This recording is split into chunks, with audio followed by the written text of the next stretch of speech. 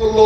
শহীদ রাষ্ট্রপতি জিয়া রহমান যখন বাংলাদেশকে এগিয়ে নিয়ে যাচ্ছিল, আন্তর্জাতিকভাবে শহীদ রাষ্ট্রপতি জিয়া রহমানের যে গ্রহণযোগ্যতা সৃষ্টি হয়েছিল, শহীদ রাষ্ট্রপতি জিয়া রহমান সার সৃষ্টি করে আজকে এই 7টি দেশের মধ্যে মর্যাদাশীল বাংলাদেশ গড়ে তুলেছিল। এমনি একটি মুহূর্তে দেশি আন্তর্জাতিক চক্রান্তে শহীদ রাষ্ট্রপতি জিয়া রহমানকে হত্যা করা হয়েছিল।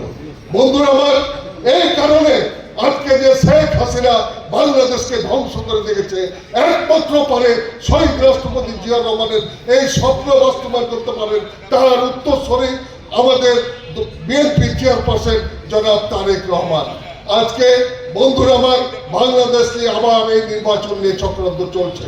বাংলাদেশ জাতীয় দল যখন সারা বাংলাদেশে এগিয়ে যাচ্ছে, তখন একটি মহল বিভিন্ন চক্রান্ত করছেন।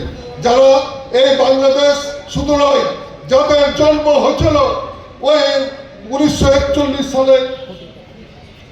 1941 সালে সেই জামাত ইসলাম বন্ধুরা আমার মৌলবাদ দিয়ে সৃষ্টি করেছিলেন।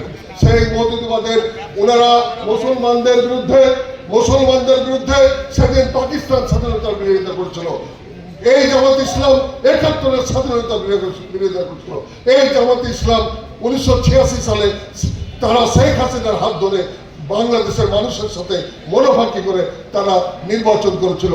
আজকে যে জামাত ইসলামকে শহীদ রাষ্ট্রপতি জিয়া রহমান বহু ধরনের গণতন্ত্রের মাধ্যমে তাদেরকে আপনার রাজনীতি করার সুযোগ দিয়েছিল, সেই জামাত ইসলামকে যারা বিভিন্ন সময় বিএনপি তাদেরকে সুযোগ সুবিধা দিয়েছিল, 4 দলীয় জোটে তাদেরকে অধিভুক্ত করেছিল এবং উনি আপনার বিভিন্নভাবে রাজনৈতিকভাবে সহযোগিতা করছে, সেই জামাত ইসলাম আজকে সবচাইতে বিএনপির বিরুদ্ধে চক্রান্ত করছে।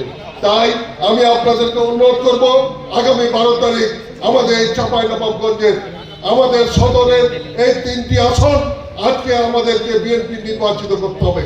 চাঁপাইনবাবগঞ্জ